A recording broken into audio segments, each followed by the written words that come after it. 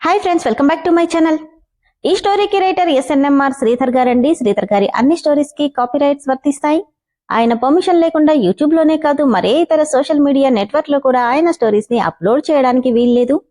దయచేసి అలా చేయకండి ఫ్రెండ్స్. అలా చేస్తే లీగల్ గా చాలా ప్రాబ్లమ్స్ ఫేస్ చేయాల్సి వస్తుంది. అలానే ఈ స్టోరీస్ చదువుతున్న వాళ్ళైనా వింటున్న వాళ్ళైనా మీరు మరే ఛానల్లోనైనా శ్రీధర్ గారి స్టోరీస్ ని చూసినట్లయితే వెంటనే నాకు కామెంట్ బాక్స్ లో మెసేజ్ చేయండి. ఇది పూర్తిగా శ్రీధర్ గారి ఛానల్ అండి. కేవలం ఆయన స్టోరీస్ మాత్రమే ఇందులో ఉంటాయి. కానీ కొంతమంది పేర్లు మార్చి వేరే ఛానల్స్ లో ఆయన స్టోరీస్ ని అప్లోడ్ చేస్తున్నారు. మీరు కానీ అలా చూసినట్లయితే నాకు మెసేజ్ చేయండి. ఇక లేట్ చేయకుండా వీడియోలోకి వెళ్ళిపోదాం ఫ్రెండ్స్. ఎస్ఎన్ఎంఆర్ శ్రీధర్ గారు రాసినటువంటి మనోభిరాముడు 46వ భాగం. గాయత్రీదేవితో కారులో ఎక్కగానే అభిరామ్ కార్ స్టార్ట్ చేసుకుని వెళ్లిపోతే ఇదే టైంకి మాన్షన్లో కన్నీళ్లతో కూర్చుని బాధపడుతుంది అరుంధతమ్మ. ఈశ్వరా, నా కుటుంబానికి ఎన్ని కష్టాలనిస్తావయ్యా. పెడుతున్నావు, పడుతున్నాం. ఇంకా ఎంతకాలం ఇలా? పాపం చేసిన వాళ్లు గర్వంగా తిరుగుతున్నారు. అందరూ బాగుండాలనుకున్న నా కుటుంబమే ఇలా అన్నిట్లో చితికిపోయేలా చేస్తున్నావు ఎందుకు అని పెద్ద ఆవిడ గుండె లవిసేలా ఏడుస్తుంటే అంతలో అత్తయ్య అంటూ లోపలికొచ్చిన గాయత్రి, ఎలా ఉన్నారత్తయ్యా అంటూ వచ్చి ఎదురుగా నిలబడింది. తన పక్కనే వచ్చి నిలబడ్డాడు అభిరామ్. గాయత్రి అంటూ వెళ్ళి చెంపల మీద తడుముతూనే ఎలా ఉన్నావే అని అడిగింది. మీ ఆశీర్వాదం అత్తయ్యా, బానే ఉన్నాను. ఇంతలో అప్పుడే మాన్షన్లోకి ఎంటర్ అయింది ఒక రెడ్ కలర్ ఫారిన్ కార్. అందులోని వ్యక్తి డైరెక్ట్గా లోపలికి వచ్చి అన్నయ్య అని ఆప్యాయతనంతా కలగలిపి పిలిచాడు అభిరామ్ని. అటువైపు తిరుగున్న అభి ఆ గొంతుకే చెలించిపోయి రామ్ అంటూనే వెనుతిరిగాడు. కన్నీళ్లతో అభి 2 చేతులు చాపగానే అన్నయ్య అంటూ దగ్గరికొచ్చి హత్తుకుపోయాడు రామ్. తెలియకుండానే వర్షిస్తున్న ఇద్దరి కళ్ళు. ఎలా ఉన్నావురా అని తమ్ముణ్ణి ఆప్యాయంగా అభిరామ్ పలకరిస్తే మిస్ యూ అన్నయ్య, మిస్ యూ టూ అని రామ్కి దూరం జరిగి నుదుటి మీద చేతుల మీద ఉన్న మాడిపోయిన గాయాలని చూస్తూ ఇప్పుడెలా ఉందిరా? తగ్గిపోయిందన్నయ్య. తల మీద గట్టిగా కొట్టి ఇడియట్, అంత గమనం లేకుండా డ్రైవింగ్ ఎలా చేశావు? ఎంత పెద్ద యాక్సిడెంటో నీకైనా తెలుస్తుందా? 5 నెలలు కోమాలో ఉండి బయటపడ్డావు అని చిరు కోపంగా కోప్పడుతుంటే సారీ అన్నయ్య అంటూ చిన్నపిల్లాడ్లా అపాలజీ చెప్తున్నాడు రామ్. తనకి దూరం జరిగి అయినా అంతలా ఏం ఆలోచిస్తూ డ్రైవ్ చేశావు అని అడిగితే ఆ రోజు మను గురించి ఆలోచించడం గుర్తొచ్చింది రామ్కి. ఏంట్రా ఆలోచిస్తున్నావు? ఏం లేదన్నయ్య, ఇంకెప్పుడు ఇలా జరగకుండా చూసుకుంటాను. ఒరేయ్, ఎంతసేపు మీ అన్నదమ్ములేనా? నన్ను పట్టించుకోరేంట్రా అని పెద్దావిడ పిలవడంతో ఏంటే ముసలి, నేను లేకపోయేసరికి బాగా ఒళ్ళు చేసినట్టున్నావు. నేనొచ్చాగా అంతా కరిగిస్తాలే, లేదంటే ఫ్యాట్ ఎక్కువైపోద్దే అని రామ్ నవ్వుతూ అరుంధతమ్మతో మాట్లాడుతుంటే ఇలా అయిపోయావేంట్రా అంటూ ఒళ్లంతా తడుముతుంది మనవణ్ణి అరుంధతమ్మ. అబ్బా ఏమైపోయానే, దిట్టంగానే ఉన్నాను. కాకపోతే తిండి లేక కాస్త సన్నబడ్డా. నా బదులు నువ్వు బాగా ఒళ్ళు చేశావు అంతే అంటుంటే రామ్ని గుండెలకి హత్తుకుని మరీ ఏడుస్తుంది అరుంధతమ్మ. నవ్వుతూ చూస్తున్నారు గాయత్రి అభిరామ్లు.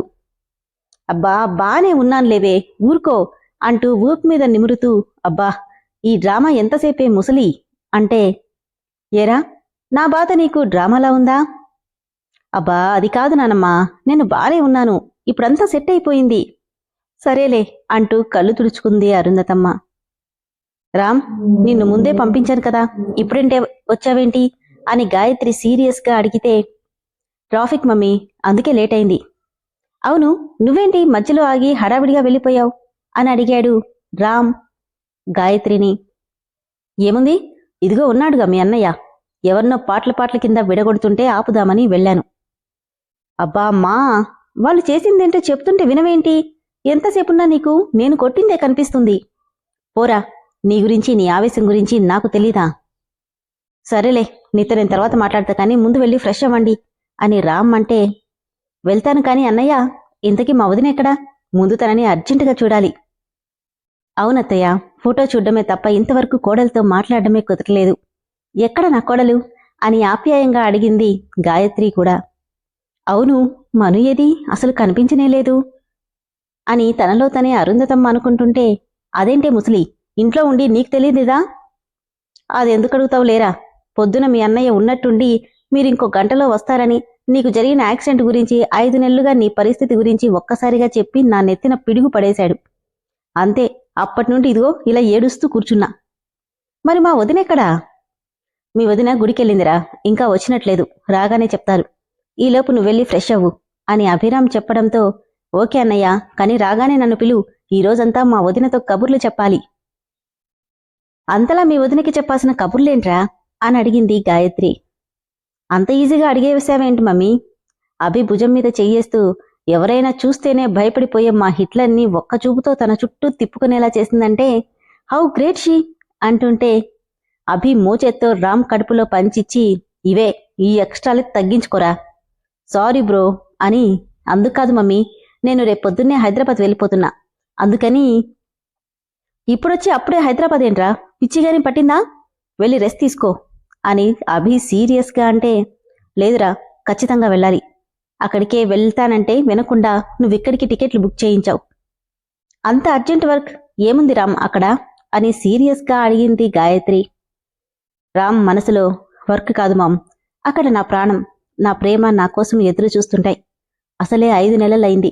మను ఎలా ఉందో, ఏం చేస్తుందో, నేను కాంటాక్ట్లో కూడా లేకపోయేసరికి ఎంత బాధపడుతుందో అనుకుంటుంటే, రామ్ ఏంటి పలకం, అక్కడంత అర్జెంట్ పని ఏముంది అని మరోసారి అడిగాడు అభిరామ్. అదే అన్నయ్య, లండన్ వెళ్లే ముందు డీల్ చేసిన ప్రాజెక్ట్స్ అన్ని ఇన్కంప్లీట్గా వదిలేశాను, అందుకోసమైనా వెళ్ళాలి అని చెప్పి ఇంకేం మాట్లాడే ఛాన్స్ ఇవ్వకుండా అక్కడి నుండి వెళ్లబోయాడు రామ్. రాత్రి రామ్ గురించి వచ్చిన కల ఒక రకంగా బాధ పెడుతుంటే, అభి నిర్లక్ష్యం మనసుని మరో రకంగా మెలిపెడుతుంది. అంతులేని ఆలోచనలతో గుడి నుండి మాన్షన్ చేరుకున్న మనుకి ఉన్నట్టుండి ఎందుకో మనసులో అలజడి మొదలైంది. కొత్తగా కనిపిస్తున్న ఫారిన్ కార్ల వైపు చూస్తూ అయోమయంగా లోపలికి అడుగుపెట్టిందామె. ఇంతలో, అదిగోరా మీ వదిన వచ్చేసింది అనగానే రామ్ రూంలోకి వెళ్లేవాడు కాస్త అక్కడే ఆగిపోయాడు. మను వచ్చావా, రామ్మా అని అరుంధతమ్మ పిలిస్తే, ఇదిగో గాయత్రి, నీ కోడలు, పంచదార చిలకే అనుకో అంటూ మను ఎదురుగా నిలబడి చెప్తుంది అరుంధతమ్మ. వింటున్న మనుకి ఆవిడెవరో ఏమీ అర్థం కాలేదు. చూస్తున్న రామ్కి అరుంధతమ్మ ఎదురుగా ఉండడంతో మను కనిపించట్లేదు. దాంతో వాళ్ల వదిన ఎలా ఉందేనని తొంగి తొంగి చూస్తున్నాడు. మనిషిని చూసి స్వభావాన్ని అంచనా వేయగల గాయత్రి మనుని రెప్పవేయడం మర్చిపోయి చూస్తుండిపోయింది. బాపు బొమ్మలా ఉన్న శరీర సౌష్ఠవం, చారడేసి కళ్ళు, పాలుగారే చెక్కిళ్ళు, దొండపండులా ఉన్న పెదవులతో ఎటు చూసినా ఆకర్షణీయంగా, అందానికి అనుకువకి కేరాఫ్ అడ్రస్ గా ఉన్న మనుని చూసి గాయత్రి దగ్గరికెళ్లగానే ఆమె నుదుటి మీద ముద్దు పెట్టి, చాలా బాగున్నావు, నా పెద్ద కొడుక్కి తగ్గ భార్యవి అని గాయత్రి అంటే, ఆవిడెవరూ అర్థం కాక వాళ్ళనెలా రిసీవ్ చేయాలో తెలియక అయోమయంగా నిలబడింది మను. రేయ్, ఇదిగో మీ వదిన్ని చూడాలన్నావు కదా, చూడు, ఈ కింగికి క్వీన్ లాగా ఉంది అని గాయత్రి అంటుంటే, మను అటువైపు తిరిగుండడం వల్ల ఎవరైనది రామ్కి కనిపించట్లేదు. అభి రామ్ చేయి పట్టుకుని పదరా అంటూ మను దగ్గరికి తీసుకెళ్లాడు. అదిగోరా మీ వదిన అని, మను నా తమ్ముడు రామ్, సాకేత్ రామ్ అంటూ ఇద్దరికీ ఒకేసారి అభిరామ్ పరిచయం చేయగానే ఒకరినొకరు తల పైకెత్తి చూసుకుని షాక్తో నిలబడిపోయారు.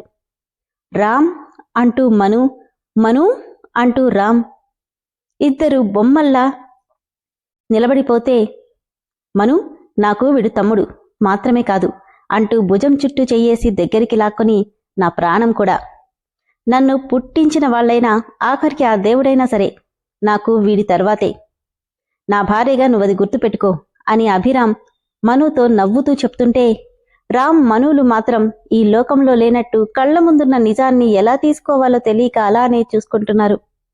మను అర్థమైందా అని మరోసారి అభిరామ్ అడిగితే, తమ్ముడా అనుకుంటూ రామ్ని చూస్తుంటే, వదినా అన్న పదం దగ్గరే ఆగిపోయాడు రామ్. చూస్తున్న నిజాన్ని జీర్ణించుకోలేని మను రామ్ని చూస్తూనే ఒక్కసారిగా స్పృహ తప్పి పడిపోతుంది.